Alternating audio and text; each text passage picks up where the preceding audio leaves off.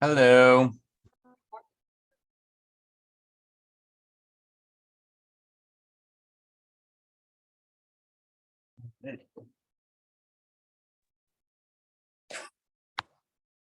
Len, can you hear me?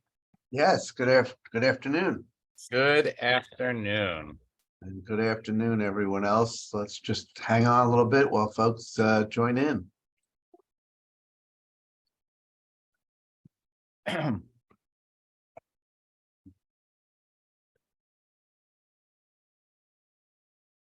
Len, are we ready to put that survey link out? I think so. All right, I'll put it in the chat sometime towards the end. Yep, and we'll talk about it at the top. Yep. All right, I'm gonna put myself on mute just to get Rachel to send me the link. Okay.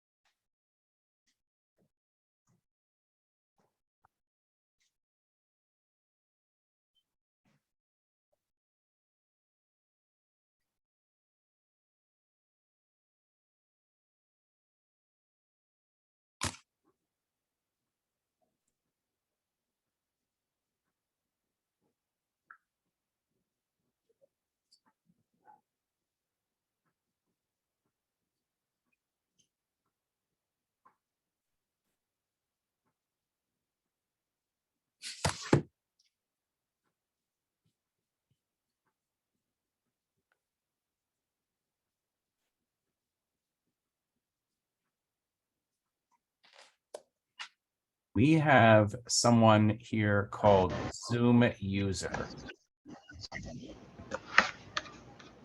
I'm going to admit that person, even though, and then if it's a person we don't know that's causing trouble, we'll have to deal with it then. We'll see. But if so, before I admit this person, if so, and things get a little crazy and wonky on Zoom, just I'll close this Zoom and restart it again, and everyone should just come back on. You could also bump him off if you have participants list up on the right side. There's a down option when you click on it, and there's a way to eliminate that particular person. Yeah, but if it's an honest person who just doesn't have a good, I'm going to give him a chance. Basically, is the I've seen Zoom user before. I'm not sure if it's in Morning Minion or if it's an AARP meeting. All right, I'm going to see. We'll see who the person is. Everyone, while Rabbi Eric is dealing with that, let's just wait one more minute, then we'll get started because folks are joining us, and it's great to see everyone, great to have everyone, and great to have Rabbi Eric back. So let's just wait one more minute. Welcome to everyone. The person who is Zoom user, if you can just identify yourself, you can even do so in the chat to me personally. It's Phil Silverman. Oh, hello. Hi, haven't been here in a while. Here Great comes to have Zoom. you back, Phil. Here I come. Be back. Yeah, it's good to be back. I'm glad we let you in, even incognito. Oh, I'm sorry. No. We come. just, we just have security protocols, so I was I just understand it. No Here problem. I am. Here we go. That's me. Here I am. All right. There you are. Yeah, Femo. All right, 12:32. While folks continue to join us, let me welcome everyone to the last Lunch and Learn of our season. First, a warm welcome to Rabbi Eric back to us. We certainly missed your input and wisdom over the last couple of months, but we've had another great season. I think we're finishing our 21st Lunch and Learn season, and we've had special guests. We had an incredible discussion that Cantor Lizzie put together. We had the mayor of Stay Road last month. And Rabbi Andy as well. So it's been another great session, great set of sessions. We want to talk a little bit about plans for our 22nd season starting in September. It looks like we're going to have the opportunity, depending on how people feel, to go hybrid, meaning we'll be in person, as well as on the Zoom. And what we're going to do is send out a survey to everyone to get your view on whether you would attend. And if everyone can go on mute, that'd be great. We're going to send out a survey to see whether you would attend in person downtown, whether you would attend in person, perhaps in Lower Merion at the synagogue, or whether you would prefer to stick to the Zoom, which we will continue. We're also going to look into CLE for those lawyers out there, and we should be able to restore it for those who attend in person, but you'll have to watch the email. Haven't nailed that down yet. The dates will continue with the first Wednesday, and Rabbi Eric put on the chat the planned dates, and they were on the email. So we'll definitely do that, and we'll let everyone know exactly what our decision is about how to do it and where and when. It looks like my office by then will be in Liberty Place, and assuming we move there in one piece and arrive there, just upstairs from my friend Jerry, who is kind enough to host us before the pandemic, my office should be able to host our in-person, to the extent we do it in person, host us there when we do it downtown. But we'll get your input. Maybe we will split the in-person and do some in Lower Merion and some downtown. It's going to be interesting. The world's changed, but we're so happy to keep our discussion and community going. So look for that survey in the email, respond to it, mark the dates for next year. And as always, if anyone should be on the email notification list, let me know and I'll add them. Finally, there's nothing in the contracts of our clergy that say you must do lunch and learn. Rather, it's something that we're lucky that our clergy invest the time to handle. So Eric, thank you for what you do. We appreciate the learning. And as usual, I'm going to turn it over to you with a great welcome back. Well, thank you. Thank you. We still have two people that are joining in. I have put in the chat, and I will copy it again later in the meeting if people come in and out. I have put in the chat the dates for the tentative dates for next year. And I'll do it again right now, just so people have it. Give me 1 second here. There are the dates, and here is the survey that Len mentioned. There we go. So that we can sort of assess where people are. It is indeed a new world. And so we want to be responsive to that and responsive to where people are. I know some people are back in the office and would love to bring back the chevra that met monthly downtown. Some people say, I am not really going downtown right now because I can work remotely. And some say, I am never leaving my house again. And for all of those cases, we want to make Lunch and Learn maximally accessible. Mindful that hybrid is a little bit of a difficult move, but we want to make it. I think that a lot of our offices are set up for it, and so we can probably work it out, and I hope that we can. And so, but it really will help us know where our people intend to be. If you can fill out the survey, it'll take you approximately 90 seconds. In fact, if you get bored of what I'm about to share with you now, you can do it during the lunch and learn, that I should warn you that the responses are timestamped, so I'll know when exactly in the presentation you got bored. And Rabbi but- Eric, we will also send the survey via Yeah. email for those who want to pay rapt attention to the rabbi's every word. You'll get the survey by email either today or later this week. Sounds great. Sounds great. I want to thank Rachel Lefkowitz here in the office for making making it possible to have the survey in our office here. There's a question Gordy asked, and then we will get into our topic.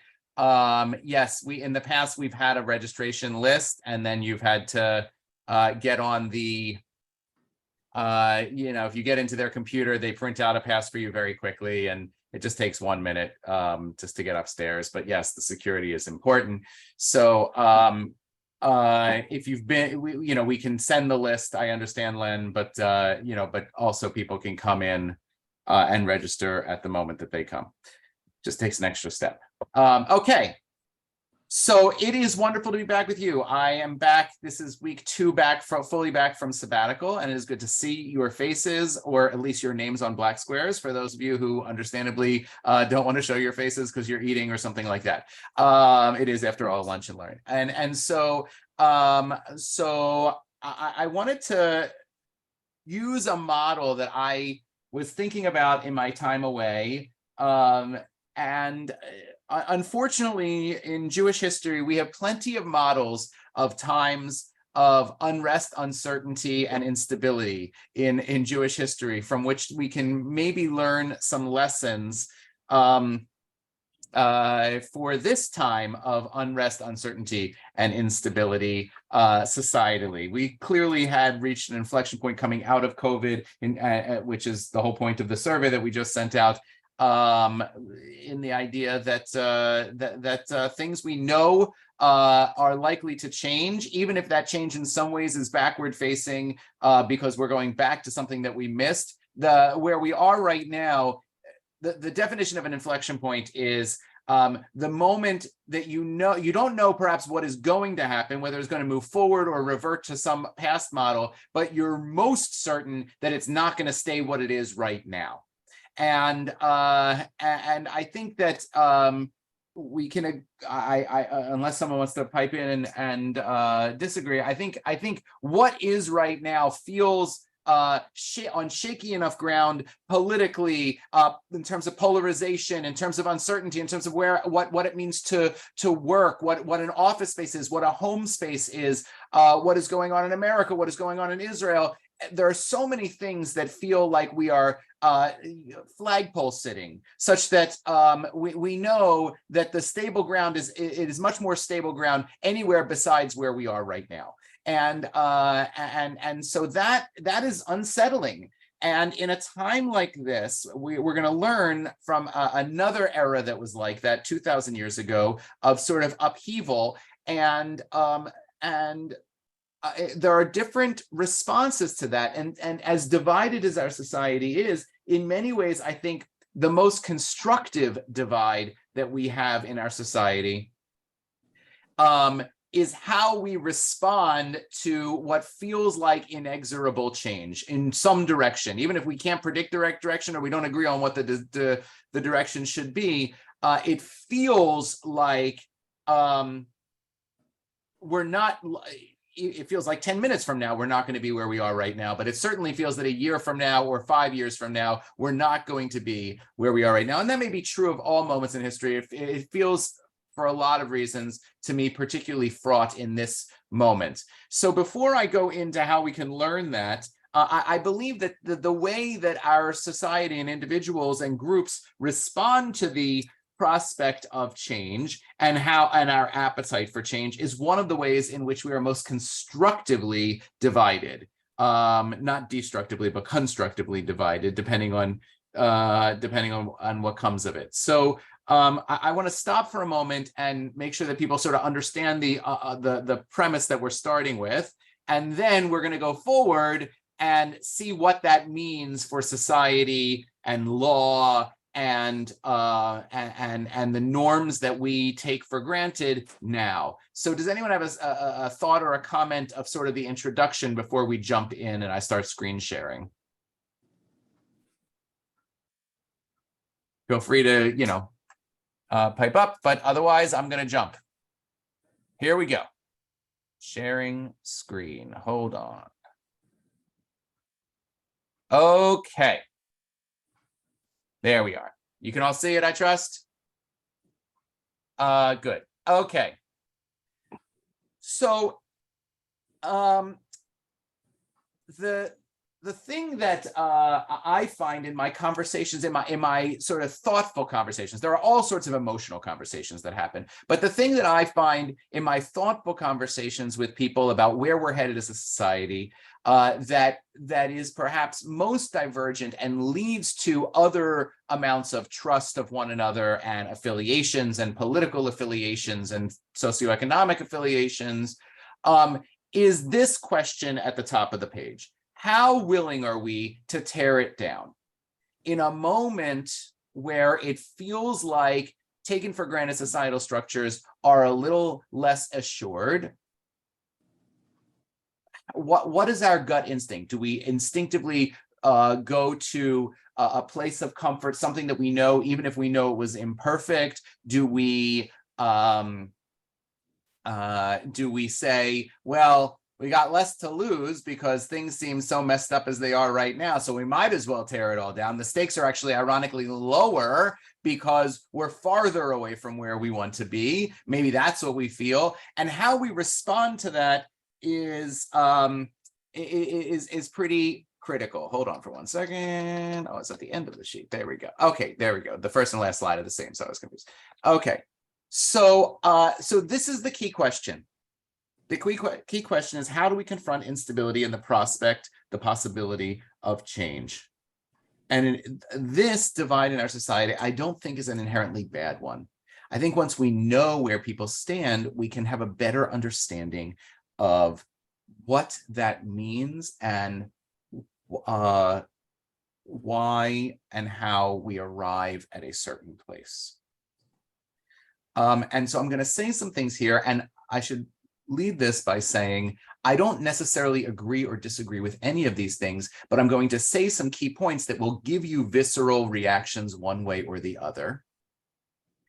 And you may not like the fact that all of these things are pooled into the same category of how we confront instability in the process of change, but they are seeking to answer that question in drastically different and in some cases unsavory ways. And so here's what I would say. First of all, in the state of Pennsylvania, it is a documented fact that the margin of victory of President Trump in 2016 was smaller than the number of people who intended to vote for Bernie Sanders, and when Bernie Sanders was not the nominee, switched their vote to Donald Trump.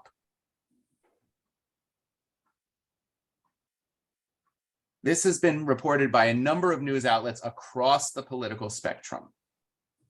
And that begs a question. What was it that brought someone from a significantly extreme to the left of all of the viable candidates, the most left viable candidate, and brought them to vote for someone that the left came to, if they did not already, despise? What is in common with those two people? And by the way, I will say the same thing about Israeli politics. A significant number of the people who put Ben-Gvir in and his right-wing coalition into the Israeli Knesset and the leading coalition right now, his party into the leading coalition, were Israeli Arabs living in coexistence towns, voting in that case for law and order and stability because they didn't feel stable. In the Trump-Sanders example, when I seek to, and I'm just positing something here, when I seek to understand what would make someone make that leap across the spectrum, one possible, I think, reasonable answer is that both candidates shared a desire and a rhetoric for significant change and significant dissatisfaction with the status quo. Significant dissatisfaction with the status quo. Their conclusions for that could not have been more different, right? But one way to appeal to someone who's not happy is to say, remember that time when you felt more stable and sure of yourself? Let's make that again. That became Trump's campaign speech, campaign slogan, "Make America Great Again." I'm not saying I'm pro or con any of these things. I'm not, I don't talk about my politics, but the populism, Gordy, that's ultimately what this was, right? But at the end of the day, there was a dissatisfaction with what was going on amongst leadership and a desire to adhere to and to be motivated by a rhetoric to return things to some power source outside of that. Linda says any change is better than no change, right? Where we are right now is terrible. If I'm sitting on a landmine, anywhere is better, right? And that is one of the ways that people respond to change. Can't get worse from here, right? It is true that there were some Never Hillary voters in there, but even so, the rhetoric was so significant. It had nothing to do with their politics and much more to do with some gut. And I think even, by the way, the Never Hillary is an answer to the question, and the Never Trump, and the Never Bibi for that matter, is how do we confront instability in the process of change? Are we scared of it? Are we saying can't get worse? Anything along those lines. These are critical questions in a time of political and socioeconomic instability. So now I'm going to take us back 2,000 years, because since I've riled you all up by mentioning names, I just mentioned, I mentioned enough names. I just mentioned Bibi, Ben-Gvir, Trump, Hillary, and Bernie Sanders. There is not a single person on this Zoom who is not having some sort of agita right now, okay? Because all of those names, no, I don't know your politics, but one of all of those names gets everyone upset. And that's just the society in which we live. And so, so now I'm going to take you to a time that is far enough away from where we are right now, almost 2,000 years, such that hopefully you don't get the same agita. And if you do, we should talk, because it means that you have a very long memory, and I don't want to get on your bad side because you will never get off. This is the time of the Second Temple. Okay. Most people right now, if I said the word Essenes, for example, would not say, oh my God, I'm sick to my stomach. Right? There are Christian communities where if you say the word Pharisee or Sadducee, it does still, because of the polemic against the Pharisees and Sadducees in the Gospels, might have that ick feeling. But I'm going to tell you what was happening in the time leading up to the destruction of the temple, the time leading up to the execution according to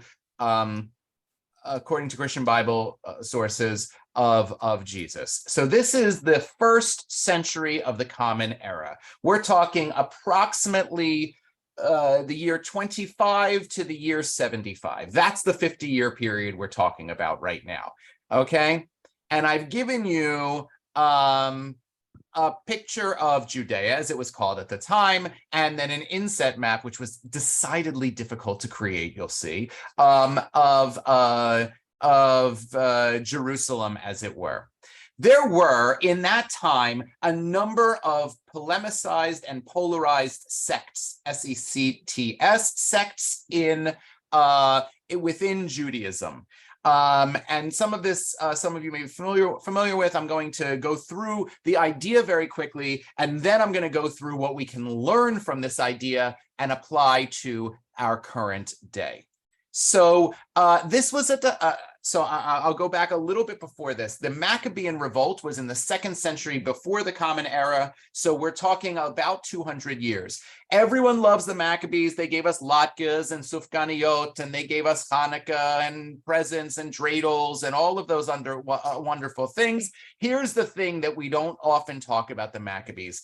After they won the war, they completely messed up the peace. They were terrible. They were brutal. They were ruthless. They were terrible rulers. And the decay in the kingdom of Judea, it lasted under 100 years. They were corrupt. They sold the high priesthood. I mean, all sorts of stuff. And that doesn't even have anything to do with if you've ever done Dig for a Day in those caves at Beit Guvrin. The reason those caves exist is because the Maccabees were coming after a set of tribes known as the Nabateans. And the Nabateans had to flee, and they just basically left everything for us to find on Israel missions 2,000 years later, right? That's what it is. The Maccabees were brutal. So brutal were the Maccabees. How brutal were they? That they, by the time of the Mishnah and the Talmud, let's call it 200 years later, a little less than 200 years later, the rabbis didn't like them. These are the same Jews that won a war against Greece or the Greek Syrians, right? The rabbis hated them. The rabbis thought they were big trouble and didn't want to have anything to do with them. So much so that if you go through the different tractates of the Talmud, there's a tractate Sukkah, that's mostly about Sukkot. Yoma, mostly about Yom Kippur. Rosh Hashanah, guess which one that's about, right? Almost every holiday has a not everyone, but almost Pesach, almost every holiday has a tractate of Talmud.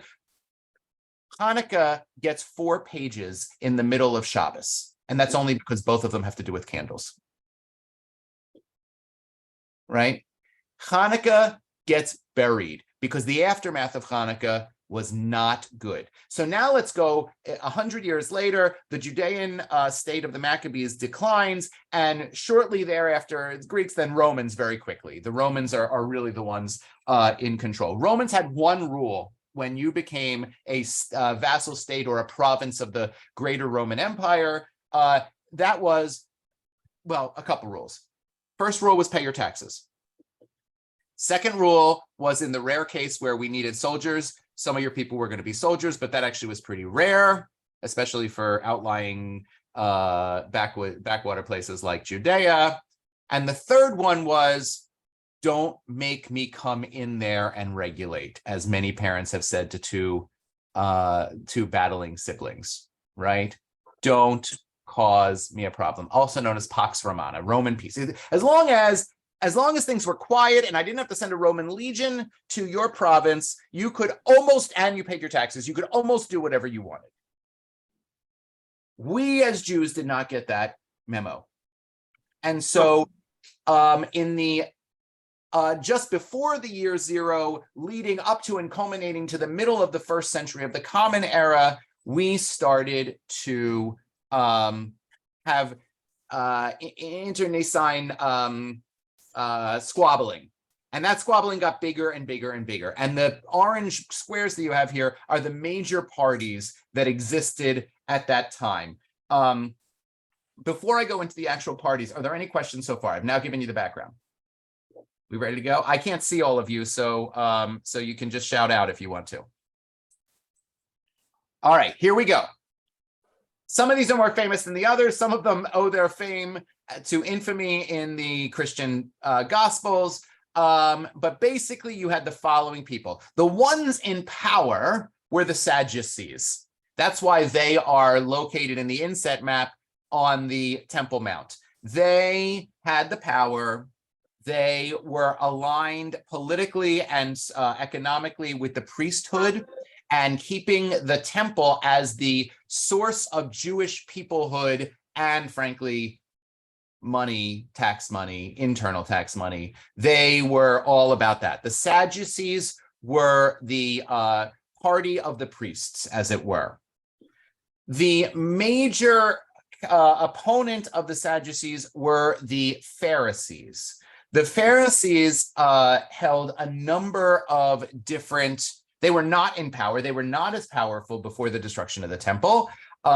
They said a number of things. One of the things the Pharisees said was that we should democratize Jewish practice. So in temple times, people weren't so concerned about ritual purity unless you were a priest, because then you couldn't offer sacrifices. And a lot of the mitzvot were reserved for, you almost had surrogacy, that the priests did them, and they maintained a certain power and sort of keys to the kingdom, as it were, because the Kohanim were the ones doing it. The Pharisees said, no, all the people should be worried about ritual purity. We should all be practicing certain aspects of Judaism. Judaism is the religion of the people. They were, in their time, the populists. They wanted everyone to be engaged in this, right? Why should only the priestly cult have access to these things? We're going to drain the swamp of the Temple Mount and allow everyone access to the practices of Judaism. That was the main battle. There was a much smaller, Josephus says that they never numbered more than 4,000 people, a much smaller political party known as the Essenes. The Essenes were hyper concerned with purity, to the point where you can see in the inset map of pre-destruction Judaism, they lived in a corner of the city of Jerusalem. They wanted to stay as far away from everyone as they possibly could. And so concerned were they that sometime likely before the destruction of the temple, they said, we just can't live in Jerusalem anymore. There's too much ability to get impure, and these people are ruining Judaism and all of its original intent. And so they actually leave Judaism. They go down to the Dead Sea, to a place called Qumran on the northern shore of the Dead Sea. You can go there now to the excavations. And they keep their library in a bunch of clay vessels that become known as, well, yeah, they become known as the Dead Sea Scrolls, but not until like 1947. And so, but they are likely the cult of the Dead Sea Scrolls. They are really, really harsh in their Judaism. They talk about things like the children of the light and the children of the darkness and other binaries like that. And you don't want to be one of the children of the darkness the way they describe the children of the darkness. Okay, that's the Dead Sea Scrolls.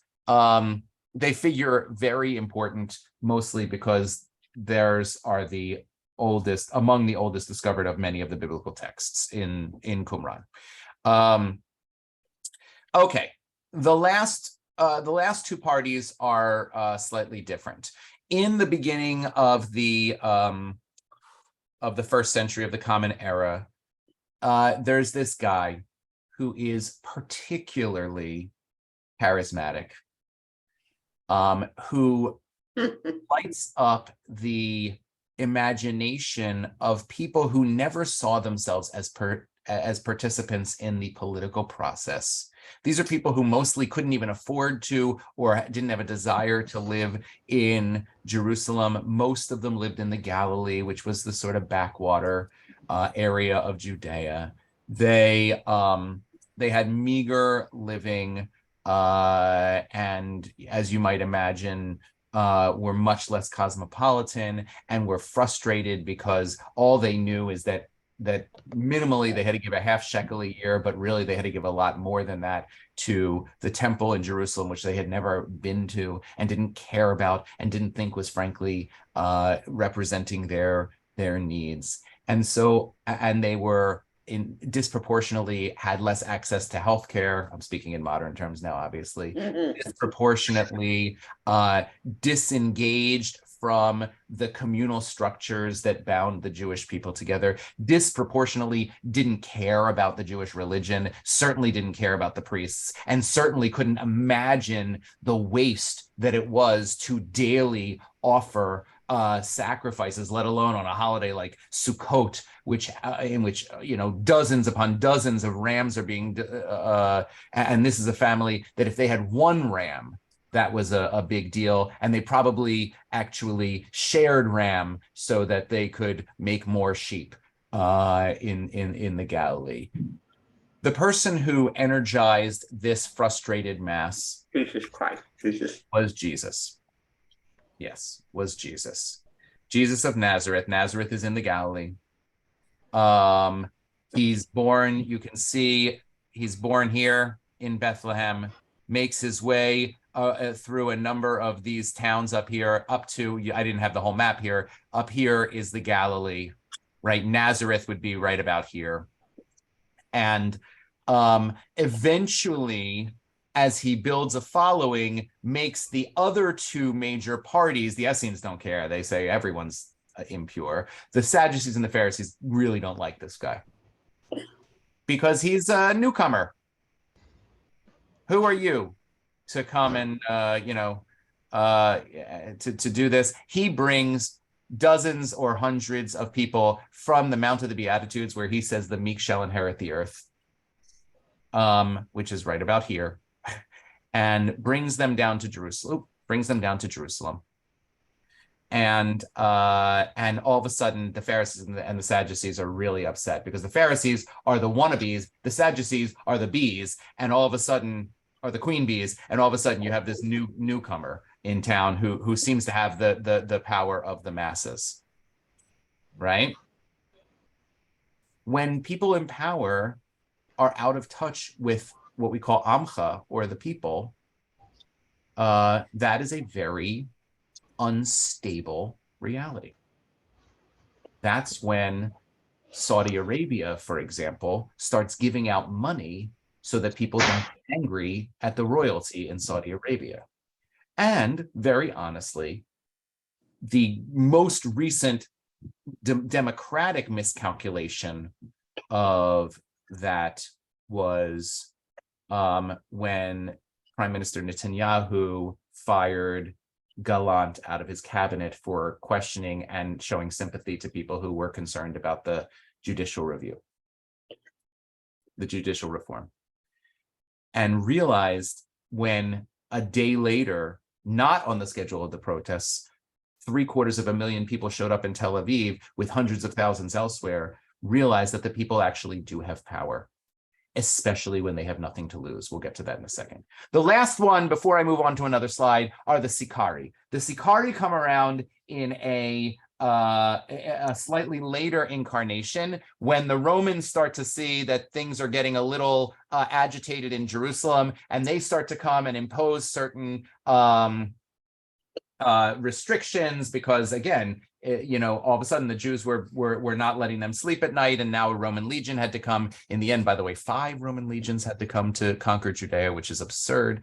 But the Sicarii were extremists, and they started to say things like, no one's going to mess with the Jews. We did it once during the time of the Maccabees. They start rewriting history a little bit. We did it once in the time of the Maccabees with the world power. We did it with Egyptians back in the time of Moses. We can do it with these Romans. I don't care how powerful they are. And the Sicarii get their name from they are known as zealots or birioni, and they used to lash on their inner thigh under their cloaks or their tunics, whatever, a knife, and they would kill not only Romans in the street, but anyone and Jews that they deemed collaborators. They were extremists. They would when people wanted to hunker down and accept a Roman siege, they burned food stores that the Jews had inside Jerusalem and elsewhere. These were the extremists. So now you have all the people. Now I'm going to translate them into modern times. Here we go. All right. Sadducees are the ones who are powerful or power aligned. They benefit from the status quo and enforcing that status quo. They don't want things to change. They actually believe that things are pretty good. Or if they know they're not good for some other people, they don't usually see those other people. They're on the other side of the tracks. They don't really have to deal with them. They don't want to think about them. Yeah, there are people up in the Galilee who are suffering, but let me tell you, here in Jerusalem, we're in charge. Let's keep it this way. I have a lot riding on it keeping it this way. Those people tend to have a lot of power, and it takes something pretty cataclysmic to pull them out of power in a non-democracy. In a democracy, it can happen at any time because new elections, right? But in a non-democracy, it takes something like, I don't know, the destruction of the temple, And that's what happens to the Sadducees, is that their power gets yanked out from underneath them because the temple's gone. And so now all the things that that gave the priest power and gave the priest money, because you had to bring your sacrifices to them, is all gone. The Pharisees are the pretenders to power. They could have power. They want to have power. It's so close they can taste it. And so they want to move to a new status quo. But they don't want to tear down the system. They don't want to tear down the system. They believe in the basic structure. They just want to be in charge of it. And so they appeal to the people that they could run the same system better. The Essenes are the ones who say, the whole thing's filthy, I'm out. You can do what you want. I'm not going to stop you. I'm not going to pretend to have any of your power. I don't want to have it. Just stay away from me. And if you can't keep your impure hands away from me in Jerusalem, I'm happy to move 60 miles to Qumran, not even 60 miles. I'm happy to move away, and I will write vicious screeds against you, but I'm not going to even try to run Jerusalem. Jerusalem is a swamp. Okay?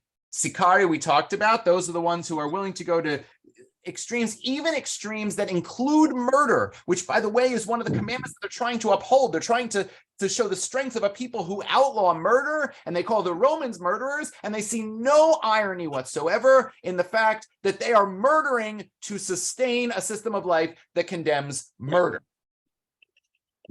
Okay? That's the Sicarii.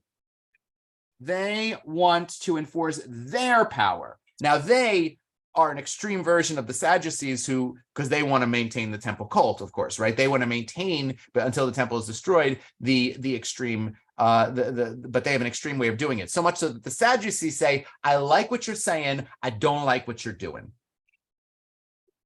Right? And it makes for a tense relationship with the Sicarii and the Sadducees because they both want to see the same thing, which is essentially a Jewish locus of power involving the temple, et cetera, et cetera. Sicarii don't actually care what the Pharisees or the Sadducees are in control as long as the Jews are in control. Right? And then you have the Jesus followers who have no power, who have nothing to lose. And because they have nothing to lose, ironically, they have power. We're going to get to them in a second. Now, I have a couple of biblical and rabbinic texts to share with you on this, but I first want to see if there are any questions, comments, or thoughts. So I'm going to stop the share for a second, and then we will go. Any thoughts so far on what we've got? Do you see yourself in any of those parties? In terms of your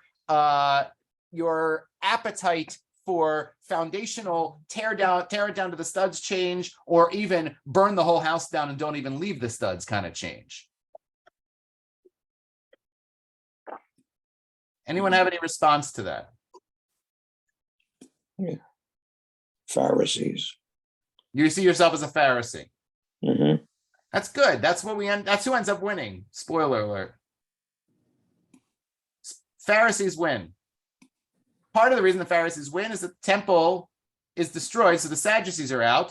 The Romans destroy Jerusalem and are vicious, so the Sicarii are out, and then the Romans go all over Judea and kill the Qumran sect too.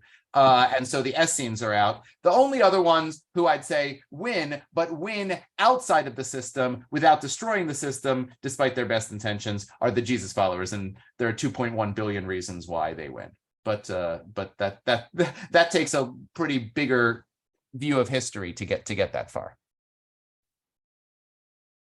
When you got nothing to lose. There you go. Exactly. So, all right, let's go into some of the quick texts. By the way, I have a sympathy for the Pharisees because the Pharisees eventually become the rabbis, and I wouldn't be here. So that's that. Now, given the choices that we have, this is a time of upheaval that far predates the Roman time. This is the moment in the aftermath of the golden calf. God says the following. Anyone want to read? I promise. How about we have someone read this and just shout out and start reading, and I promise I'll interrupt you. I'll read it, Rabbi. Thank you. God spoke to Moses, "Hurry down, for your people whom you brought out of the land of Egypt have acted basely." Okay, so stop one there for a second. Okay, so this is on the top of Mount Sinai. they're just finishing up the Torah. They're pretty happy with it. And all of a sudden there's a ruckus down below. It's the golden calf. And the most important thing here that all the rabbis pick up on is that now they're your people when they're in trouble. By the way, anyone who is in a married relationship and having kids, you've done this, right? Oh, they're your kids when they're in trouble. They're our kids or my kids when I'm proud of them, right? Okay. So God, who, by the way, we make a pretty strong case that God is the one who took us out of Egypt, and Moses was sort of the catalyst of this whole thing. And all of a sudden, Moses, you're the one who took him out of Egypt. You're the one who did this whole thing. They're your headache now. Go ahead. They have been quick to turn aside from the way that I enjoined upon them. They have made themselves a molten calf and bowed low to it and sacrificed to it, saying, "This is your God, O Israel, who brought you out of the land of Egypt." So God is trying to take credit, right? All the things that I did for them, right? And now there's some other God. They're messing up. They're not just messing up the idolatry. Idolatry is the first commandment.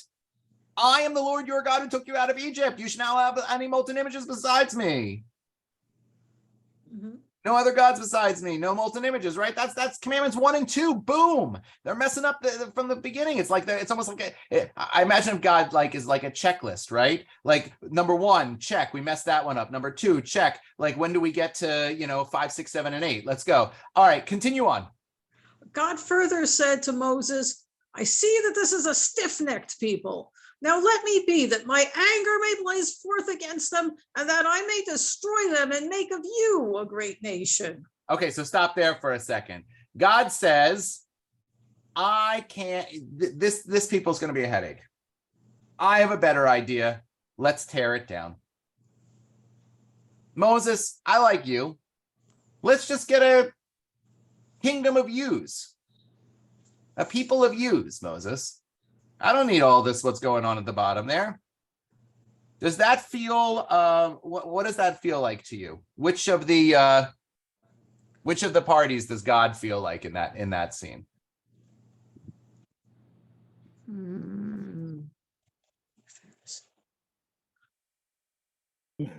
Jesus followers. You think Jesus followers? Well, God still has power, remember. God is saying, basically, Moses, I'm willing to tear the whole thing down, and I'm willing to mess up the fifth or sixth commandment by killing all those people. Sikari? God feels like a bit of a Sikari. Maybe an Essene if God was going to let them live, but just remove the covenant from them. But certainly no one who wants to maintain any status quo. God's saying, let's tear the whole thing down. And then Moses comes back in. Go ahead, Bar. But Moses implored his God Adonai, saying, "Let not your anger, Adonai, blaze forth against your people, whom you delivered from the land of Egypt with great power and with a mighty hand. Let not the Egyptians say it was with evil intent that he delivered them, only to kill them off in the mountains and annihilate them from the face of the earth. Turn from your blazing anger and renounce the plan to punish your people." So Moses feels like a little bit of a Pharisee in this moment to me. Moses is saying, I recognize that what we've been doing didn't work, right? This whole you and me up on a mountain making a covenant and all them down there. Clearly that didn't work, God. But maybe don't, destroy them all, right? Maybe come up with a better solution on that. So that's one text. Thank you very much for reading.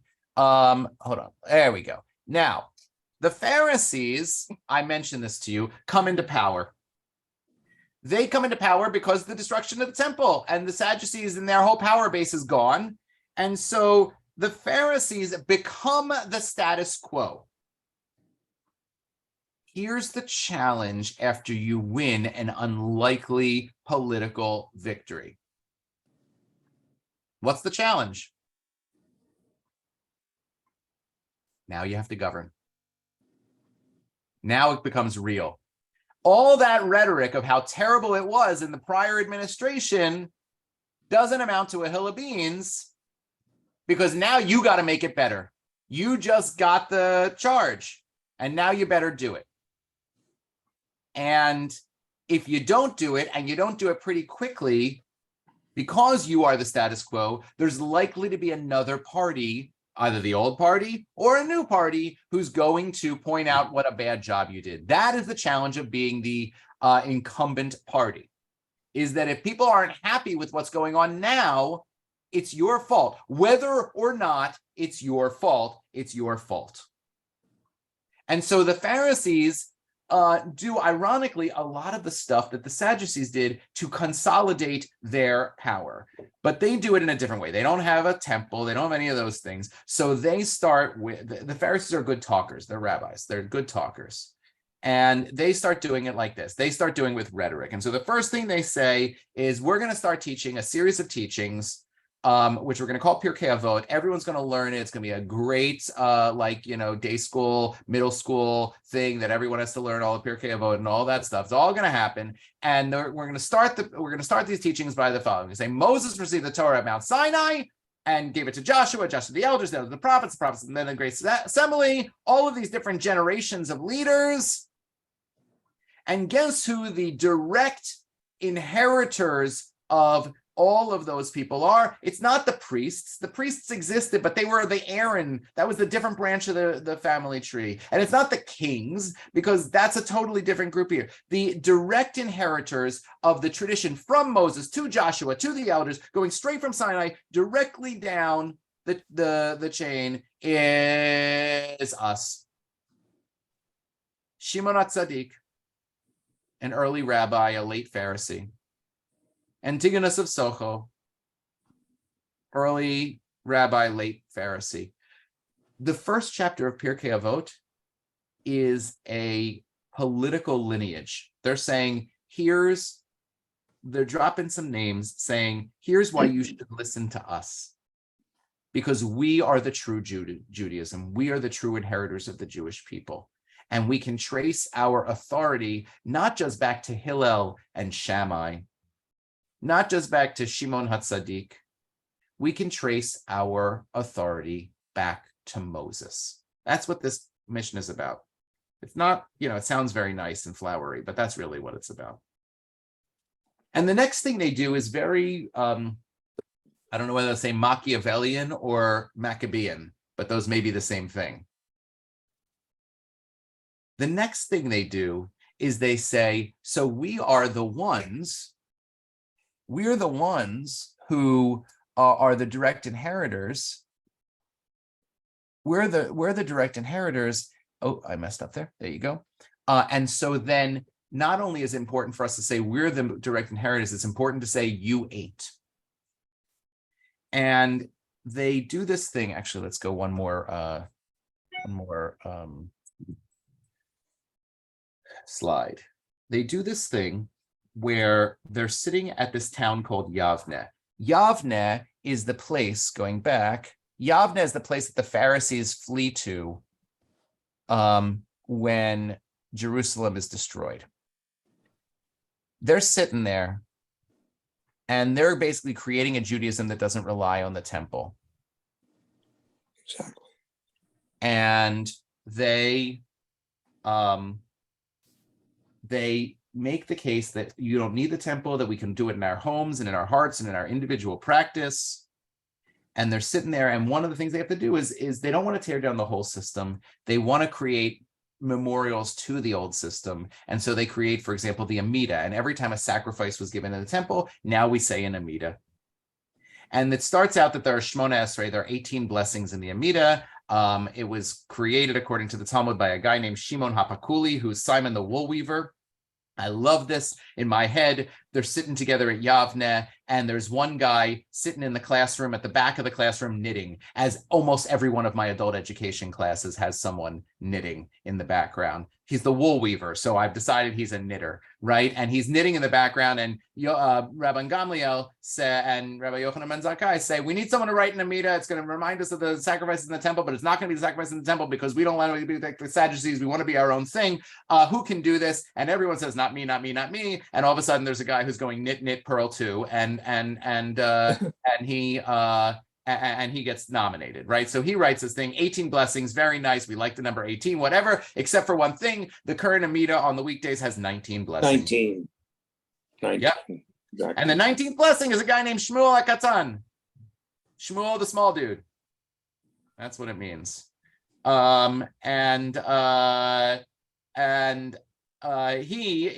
does something that's pretty big. He writes a 19th blessing.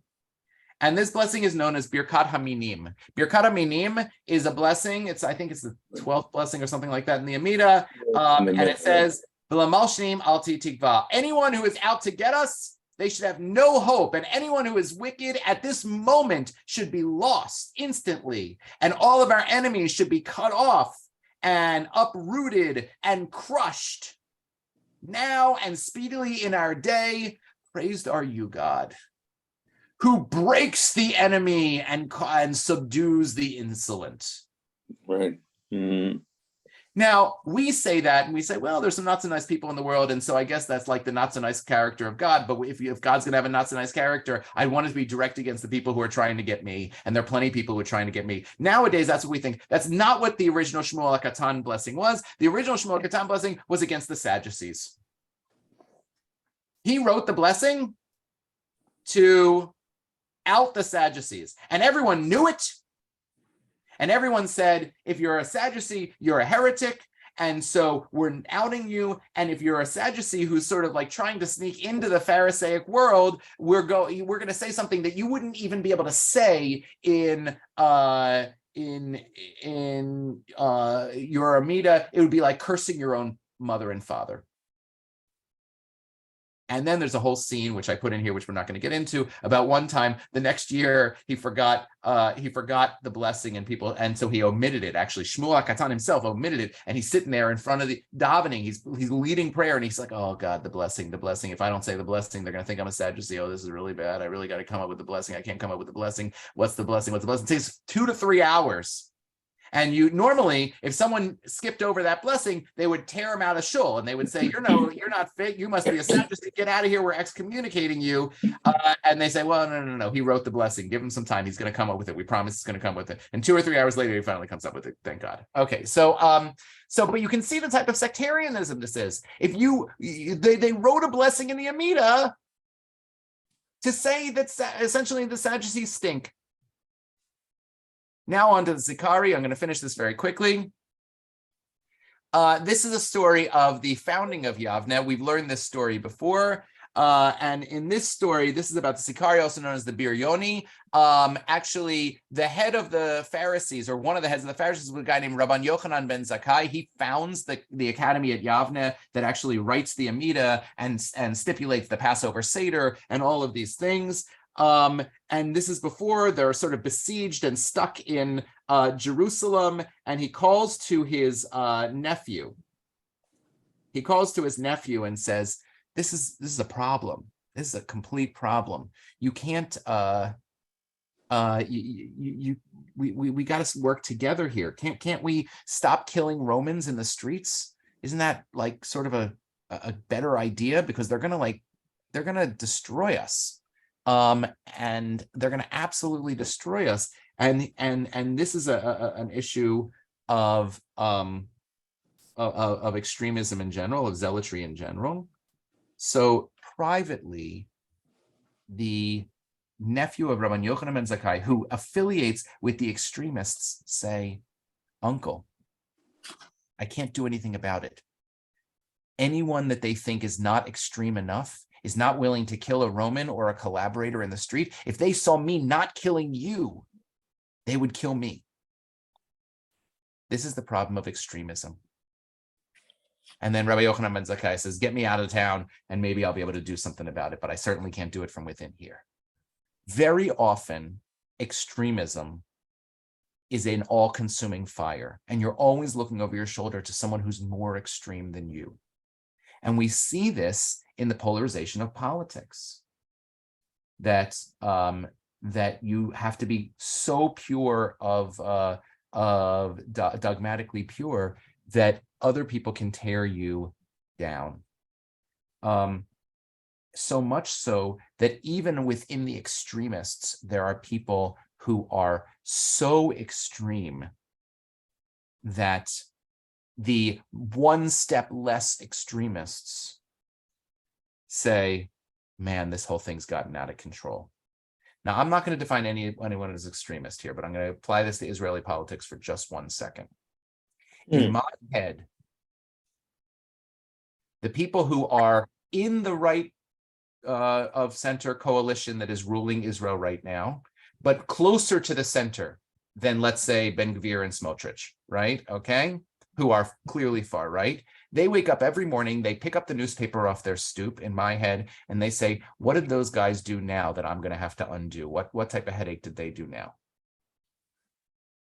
Right? Because even when you're affiliated with a movement, and when that movement starts to gain power, if that movement is moving to an extreme, the people who are most extreme in that movement, you become wrapped up, you're caught you become culpable to those things, and you become wrapped up to the point where you can't extract yourself and there is no nuance. And so at that point in time, you can't distance yourself even from the extreme, even if you benefit from the power of that extreme. And that, I think, is a big thing of what's going on here with the extremists, is that even there are people who are going to out extreme one another. The last ones that I wanted to talk about were the Jesus followers. And we said this before, Stan said, when you got nothing to lose. So some of you may disagree with this, but I think the most recent example of that is this one. Very famous video from the vote on repealing Obamacare. You know who that is right here in the center? Who is that? What's this? That's John McCain. McCain. John McCain. Is it John McCain. As John McCain. John McCain? John McCain at this time. John McCain at this time. Where are we going here? There we go. John McCain at this time was in his last term. He had terminal brain cancer. He was not going to live much longer than this. And he decided, and you can agree with him or disagree with him, that's actually irrelevant to the point. He decided to vote his conscience and not his political party affiliation. And in that moment, he killed. You can see McConnell right here, right? He killed the vote. McCain, of course, was a Republican. And in that moment, the most dangerous person in the room was the person who had nothing to lose. It's just a fact. Whether you liked what he did or not, I'm not having any comment on that whatsoever. But the Jesus followers, the reason they were the most dangerous people in the room is they had nothing to lose. They had nothing. All these other parties were wealthier and more powerful than they. And so when you say, guys, keep it down a little bit because these rabble rousers going to be the Romans, they're saying, why should we keep it down? You're just trying to keep me down. That's all that was. And so in the last couple minutes that we have, I'll ask the question. Which one are you? What's your tendency? In a time when everything is up for question, some people are willing to tear it all down. You have a lot of people, stereotypically millennials on social media saying like, I'm never going to own a house anyway. Why should I care about, the real estate market, right? People who feel that they're just on the outs of societal hope. They're disillusioned with the systems that they are. Some people are willing to just tear it all down. Other people are saying more incremental change, I think, is I'm more comfortable with. Some people are saying I'm out anyway. I'm moving as far away as I can. I'm going to live off the grid. And some people are willing to be quite disruptive to the point of actually abrogating some of their other values so as to shake the system up. Where are you? I'm going to leave this up, but if anyone wants to shout out and say, where do you find yourself? Or you can put it in the chat. Where depends on the issue, Michelle said. Oh, Bob, that's a good point. God did tear it down once before in the Noah story. Yeah, God didn't like that, though. God promised never to do it again. God left it for us to do. He would never do it again with a flood. Right. Anyone else? Any thoughts? Where are you? You find yourself a Sadducee, Pharisee, Essene? I have two points. One is in a group setting, it's difficult to come out like this because we are so polarized that no matter what what answer you give, unless it's terribly vanilla, there are many who will find fault with that. Two is, how does the conservative movement of Judaism, where do they come out on these different groups? Because we've talked many times about where the conservative fall between Reform and Orthodox. They seem more like Pharisees. Yeah, I would say that overwhelmingly, look, I'd sometimes jokingly call myself a fanatic moderate, right? By my nature, I embrace change more incrementally. I embrace change, but incrementally, because I think that tearing down systems without having the ability to rebuild the houses we live in is dangerous. There have been times where I thought that more decisive action than that, or more extreme action than is necessary. I think that most moderates, and by nature on the Jewish spectrum, conservative Jews are moderates, not all, but as a movement, tend to be Pharisaic. They don't want to tear it down. They certainly don't want to distance themselves from it. They certainly don't want to, they tend to be pluralistic, so they can't be Sicarii because they don't want to kill their enemies, right? Or politically destroy their enemies. They have a lot to lose, so they're not Jesus followers and aren't so powerful, so they're not Sadducees. I think Pharisaic tends to be where we are overall. And I think you're right that it's hard to ask people to out themselves. And so I don't even necessarily, like, if people wanted to, they certainly could, but I want to more leave you with the question, because I think that this is actually the biggest burning question for us. I think in many ways, how we respond to instability and uncertainty and the prospects of change is going to define us in a more thoughtful way than just saying, I affiliate with this tribe or this party or this group, and therefore I think all the other groups are evil. That's sectarianism, and it's not helpful, and it's not productive, and it's not going to get us out of the messes that we're in right now. But rather to say, I understand that you're less comfortable with change than I am. I understand that you have a lot riding on that. I actually even value the fact that you may have invested time in the power structures that exist and a lot of money in building the power structures that exist. And so it would be very painful for you, even if necessary, to adapt or even tear down some of those power structures. If we start talking like that, that's a very different thing than saying, the heck with you, I'm tearing down your long-held power structures and assumptions and ways of speaking and ways of living. That just promotes sectarianism, but we also have to be mindful that people who have nothing to lose, or people who feel themselves sufficiently outside of the power structures, are going to embrace those more radical changes. Anyway, anyone else want to say something? While we do that, I'm going to put the tentative dates in the calendar and the survey again. This is more to get you thinking about where you would be than to out you as one way or the other. And we can respectfully disagree with one another. Wouldn't that have been nice in temple times? Maybe the temple wouldn't have been destroyed.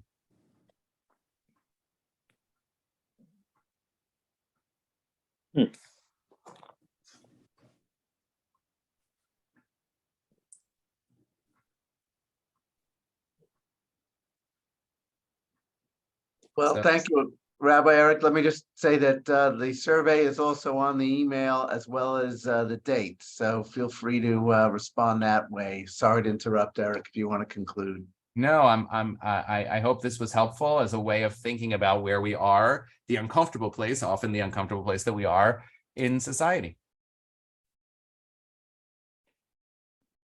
Good seeing everyone, and we'll see everyone in September, one way or the other. Have a good summer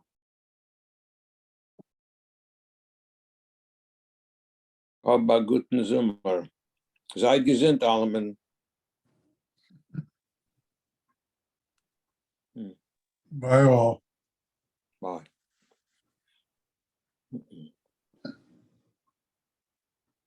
Thank you. Mhm.